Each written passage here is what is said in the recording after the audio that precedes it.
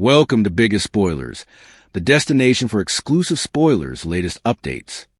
General Hospital spoilers for the coming 2 weeks, December 8th to December 19th, reveal that Drew Cain will get a stunning offer after ADA Justine Turner sets a trap. Willow Cain also has some courtroom drama coming up, so then's what suckers can anticipate. The week of December 8th to 12th will bring some parlous jest from Carly Spencer as she deals with all the Valentine Cassadine fugitive chaos. Both the WSB and the PCPD will be looking for Valentine, especially since there'll be enterprises about him going after Charlotte Cassadine.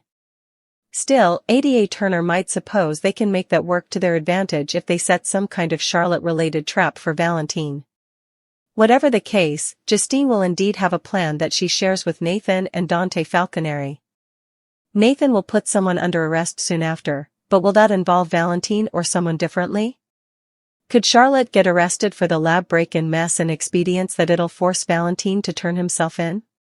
While Sonny Corinthos and Laura Collins pound over their terrible Jen Sidwell situation, Alexis Davis will test Willow, maybe through some mock trial questioning. Next, Portia Robinson will have a reason to horrify and may end up leaning on Isaiah Gannon for support. Nina Reeves will spot commodity libelous, so she might catch Portia and Isaiah's sizzling moment. It could help Nina connect the blotches and realize Portia might have a maternity riddle in play. After Michael Corinthos turns to Christina Corinthos Davis for a favor, he'll strengthen his bond with Jacinda Bracken.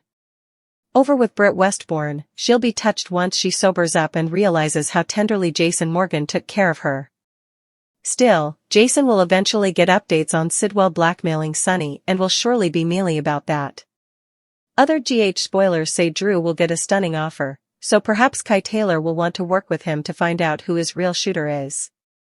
Kai formerly talked to Trina Robinson about trying to find out that word and clear Portia along with Curtis Ashford. Maybe Kai will pretend he's still on Drew's side as he offers to help find out who really pulled the detector. Back with Nathan and Dante, they'll discover commodity surprising. Could there be a puzzling indication or two about Anna Devane and her real situation? Anyhow, suckers will get a chance to see Anna in prison soon enough. During the week of December 15th to 19th, Brooklyn Quartermain may make it her charge to thaw effects between Dante and Giovanni Gio Palmieri before Christmas. Unfortunately, it may be too soon for Gio and Dante to consider truly doctoring effects up. While Sonny works on a way to neutralize Sidwell, Willow's trial may protest off and lead to plenitude of unanticipated news. Michael talked about it passing before Christmas, so Willow may face some wild courtroom moments and her verdict ahead long. General Hospital spoilers say the coming 2 weeks will bring some marvels and shakeups, so stay tuned. General Hospital reveals Jen Sidwell making pitfalls, and he has got substantiation that could destroy Sonny Corinthos, but I suspect that Rick Lansing and his family are going to unite to take down Port Charles's worst villain. Sidwell's blackmailing Laura Spencer.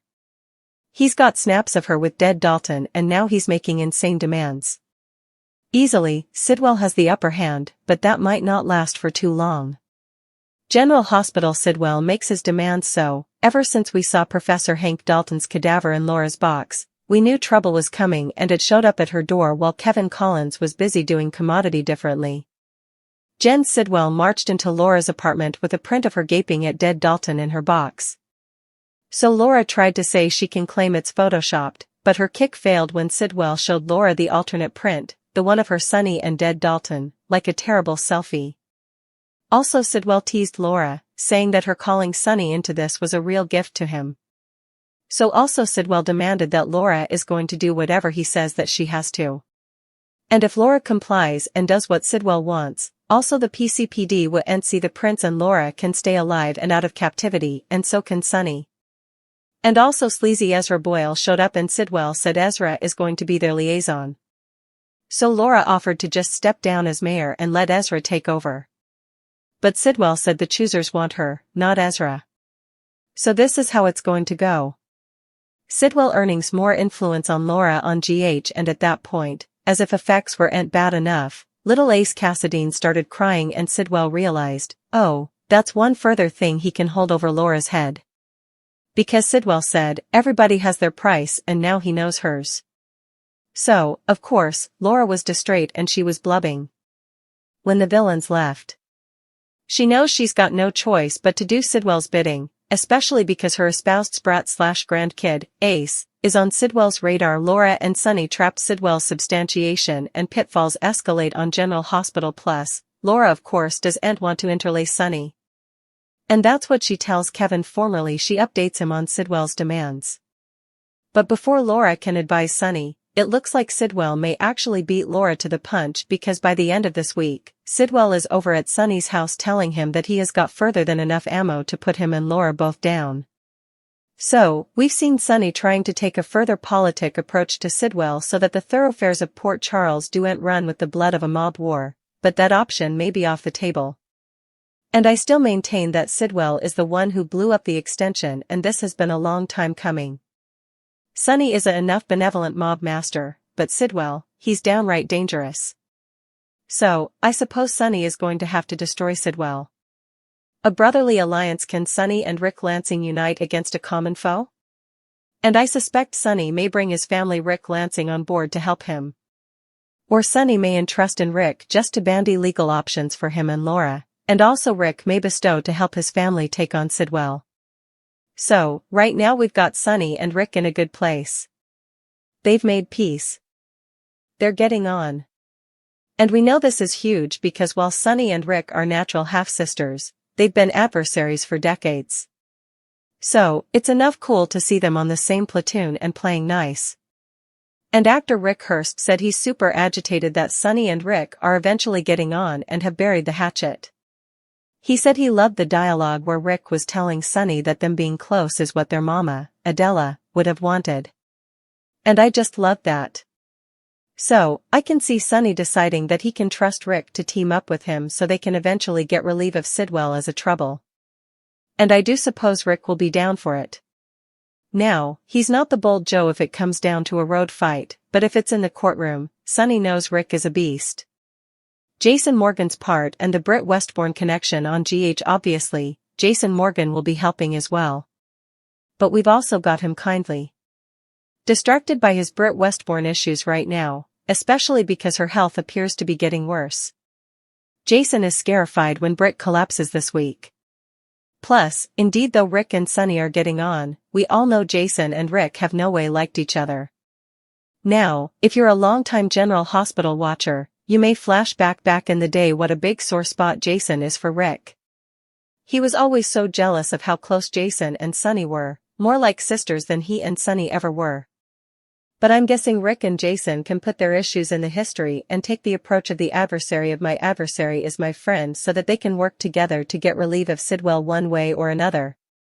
Plus, formerly Jason digs deeper into what's going on with Britt and why she's so stressed. Jason's going to see that putting an end to Sidwell is the one thing that can save Britt. So Jason will have the vested interest of getting Britt down from sicky Sidwell. And I suppose Britt may soon crack and tell Jason exactly what's going on with Sidwell.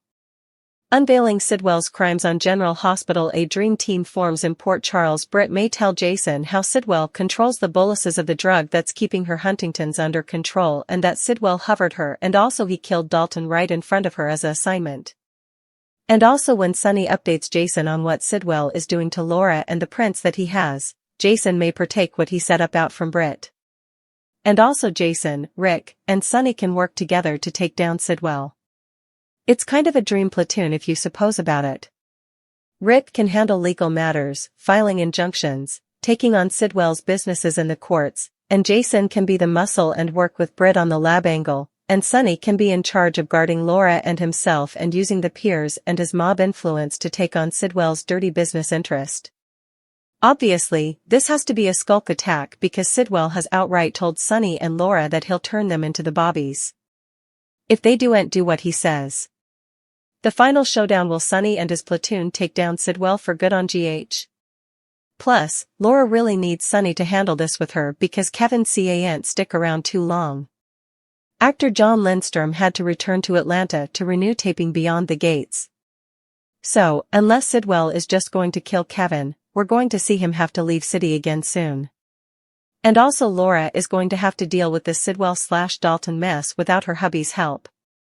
And there's no way Sunny is going to live under Sidwell's thumb or let that be Laura's fate. Moreover, So, I suppose he and Rick, conceivably with help from Jason, are going to cook up a plan to shut Sidwell down permanently. And of course, I'm sure Rick would rather go the legal route and put Sidwell behind bars. But we know Rick is no foreigner to coloring outside the line. So, if Sonny decides the only way to get relief of Sidwell is to take him out, I suppose Rick will be on board with Jason taking a shot. So, I do suppose Sidwell surpassed this time. He feels like he's smarter than everybody. He thinks he's playing chess when they're playing checkers, but Rick and Sonny might decide to play battleship and just blow Sidwell fully out of the water. The coming fortnight in Port Charles promises a seismic shift in the balance of power, where personal salvation collides with existential threats. As one character stands at the precipice of a new beginning, others are dragged into a labyrinth of blackmail, legal battles, and familial alliances. The weeks of December 8th through December 19th will see a baptism by fire for some, whispered words of encouragement in the darkness for others, and the eruption of angry threats that could reshape the landscape forever. From the courtroom to the criminal underworld, every move is a calculated risk, and every secret is a weapon waiting to be wielded. Week 1, December 8th to 12th, Traps, Trials, and Tender Moments. The chaos ignited by Valentine Cassidy's fugitive status reaches a fever pitch. With both the WSB and the PCPD in a frantic manhunt, the primary fear is his intended target, his own daughter, Charlotte Cassidy. However, savvy ADA Justine Turner perceives this vulnerability not just as a danger, but as an opportunity. She devises a coldly strategic plan, sharing it with Dante and Nathan Falconeri. Her idea? To use Charlotte as bait in a trap designed to flush Valentine out of hiding. This could manifest in a shocking arrest, perhaps of Charlotte herself for her role in the lab break-in, calculating that a father's love will override his instinct for self-preservation. Nathan will indeed make an arrest shortly after this discussion, leaving fans to wonder, is it Valentine, Charlotte, or a surprising third party caught in Justine's web? While the authorities plot, Sonny Corinthos and Mayor Laura Collins are mired in the nightmare of their own making, grappling with the terrible secret of Professor Hank Dalton's death. Their desperate mulling is interrupted by a brazen power play. Jen Sidwell, armed with damning photographic evidence of Laura and Sonny with Dalton's body, makes his move. He confronts Laura, dismissing her weak protests of digital forgery by producing even more incriminating shots. He taunts her, stating that her decision to involve Sonny was a gift to him. His demands are absolute. Laura will become his puppet, obeying his every command to avoid prison. The stakes are cruelly raised when the cry of her grandson, Ace Cassidy, echoes through the house. Sidwell's chilling smile says it all, he has found her ultimate price. A distraught Laura, sobbing after he and his lackey Ezra Boyle depart, knows she is out of options, especially with her husband, Kevin Collins, soon departing Port Charles again. Before Laura can warn Sonny, Sidwell seizes the initiative, arriving at Sonny's doorstep to deliver his angry threats personally. He reveals he possesses enough ammo to bury both Sonny and Laura forever. Sidwell's blackmail scheme, now extending to the city's mayor and its most powerful unofficial figure, suggests he is the true architect of the recent penthouse explosion, a long-game player revealing his hand. Sonny's preference for diplomacy and avoiding a mob war may now be a discarded fantasy. To defeat a villain who operates without code or mercy, Sonny will need to explore every avenue, legal and otherwise. This dire situation may forge an unprecedented alliance. Sonny's recently reconciled half-brother, Rick Lansing, could become a key player. Having finally buried a decades-old hatchet, with Rick eloquently noting their bond is what their mother would have wanted, the brothers are in a rare state of peace. Sonny may confide in Rick, seeking legal counsel, only for Rick to volunteer in a more comprehensive campaign. While Rick is no street fighter, in a courtroom, he is a formidable beast. A brotherly alliance against a common, despicable foe could be the turning point Sidwell never anticipated. Across town, personal dramas intensify. Willow Kane's looming trial prompts Alexis Davis to put her through a rigorous mock interrogation, testing her mettle and her story. This baptism into the fire of legal scrutiny is both a preparation and a warning of the ordeal to come. Meanwhile, Portia Robinson's world threatens to implode. A reason for panic will send her seeking solace, likely in the arms of Isaiah Gannon. Their sizzling moment won't go unnoticed. Nina Reeves is poised to spot the scandalous scene. For Nina, a woman obsessed with hidden truths, this site could be the missing piece that connects Portia to the ongoing paternity mystery surrounding Trina Robinson. Is Portia's panic related to Curtis, to Trina, or to the secrets Nina is desperate to uncover? In the midst of the chaos, moments of humanity shine through. Michael Corinthos, strengthening his bond with Jacinda Bracken, turns to his sister, Christina Corinthos Davis, for a crucial favor, pulling family closer in uncertain times. And in a poignant subplot, Britt Westbourne's struggle reaches a tender climax. After a collapse that alarms Jason Morgan, she sobers up to the realization of Jason's gentle, unwavering care. His compassion touches her deeply, creating a fragile connection. However, Jason's focus will soon be violently redirected when he receives updates on Sidwell's blackmail of Sunny. The news will ignite his trademark, cold fury. Protecting Sunny is his mandate, and Sidwell has just made himself target number one. Finally, a stunning offer will change the game for Drew Kane. With Kai Taylor already probing the mystery of Drew's shooting in hopes of clearing Curtis Ashford and Portia, he may approach Drew directly. This offer could be a double-edged sword, a genuine alliance to find the truth, or a treacherous ploy where Kai pretends loyalty while working his own agenda. Drew, searching for answers and justice, will have to weigh this proposal carefully. Week 2, December 15th to 19th, showdowns, verdicts, and fractured holidays. As the second week unfolds, the season of peace is anything but. Brooklyn Quartermain, in the spirit of holiday healing, makes it her mission to thaw the icy rift between Dante and his brother, Gio Palmieri. She hopes to broker a Christmas reconciliation, but the wounds may be too fresh, the betrayal too deep. Some fractures need more than festive goodwill to mend, and this family schism may persist well into the new year. The central conflict, however, moves toward explosive confrontation. While Sunny, potentially with Rick and Jason, works diligently to neutralize the Sidwell threat, a euphemism that could mean legal destruction or something far more permanent, the courtroom drama kicks into high gear. Willow's trial begins, and Michael's prediction of a resolution before Christmas seems poised to come true. The proceedings will be fraught with unexpected revelations, shocking testimony, and high emotion. Willow's baptism by legal fire reaches its climax, leading her and her family toward a life-altering verdict. Will justice be served, or will Port Charles's turbulent undercurrents sway the outcome? The investigation into Valentine takes another twist as Dante and Nathan discover something surprising. This clue could shed light on the baffling disappearance of Anna Devane, potentially revealing whether she is a captive, a collaborator, or something else entirely. Fans will soon get a glimpse of Anna's predicament, but this discovery may be the first thread in unraveling the mystery surrounding her. Meanwhile, the campaign against Sidwell evolves into a potential dream team operation. The pieces begin to align: Sunny's strategic might and street influence, Rick's legal cunning, and Jason's tactical brilliance and muscle. A critical catalyst will be Britt Westbourne. As Jason digs deeper into her rapid decline, the full truth may spill out: Sidwell's control over her Huntington's medication, his murder of Dalton as a graphic warning, and his psychological torture. This confession, combined with Sunny's update on the blackmail photos, will give Jason, and by extension, the Alliance, a vested, personal reason to dismantle Sidwell's empire. Jason's drive to protect Britt adds a powerful new dimension to the fight. The dynamics within this alliance are complex. While Sunny and Rick have found peace, the ancient rivalry between Rick and Jason simmers beneath the surface. Rick's historical jealousy of Jason's brotherly bond with Sunny is a well-documented sore point. However, facing an enemy like Sidwell may force an uneasy truce, guided by the principle that the enemy of my enemy is my friend. Their cooperation will be pragmatic, focused, and potentially volatile. Sidwell, arrogant and believing himself several steps ahead, has made a fatal miscalculation. He sees himself playing chess against opponents playing checkers.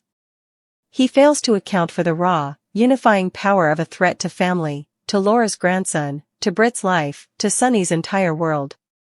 In uniting Sunny, Rick, and Jason, He has inadvertently created his own worst nightmare, a multi-front war waged in the courts, on the streets, and in the shadows. Rick may prefer a legal end, sending Sidwell to prison, but his history shows a willingness to color outside the lines. If Sonny and Jason determine that permanent, final removal is the only solution, Rick may well sanction it.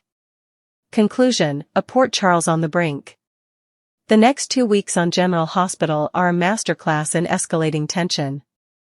From the intimate terror of Laura holding her grandson while a blackmailer lays down the law, to the public spectacle of Willow's trial, to the shadow war brewing against Sidwell, every life is in flux. Encouraging words are shared in quiet moments, between Jason and Britt, between siblings seeking solace. But they are drowned out by the deafening roar of angry threats, from the courtroom to the Corinthos living room. A baptism has begun, not in water, but in fire, secrecy, and conflict. As Ace's innocent cry symbolizes all that is at stake, the people of Port Charles are forced to choose sides, reveal their true selves, and fight for their futures. The question hanging over the holiday season is not one of peace, but of survival: who will emerge sanctified, and who will be consumed by the flames they themselves ignited?